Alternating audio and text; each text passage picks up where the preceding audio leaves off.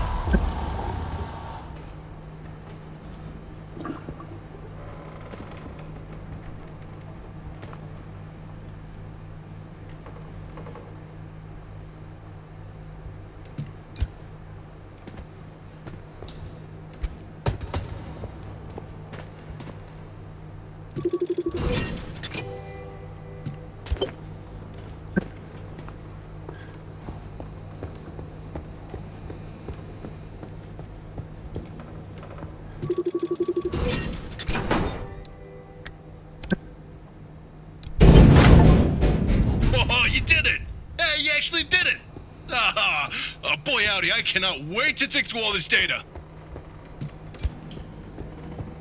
As promised, I'll fix Hoppy's connection. Do you read me? Come in. Do you read me? Loud and clear, you old bat.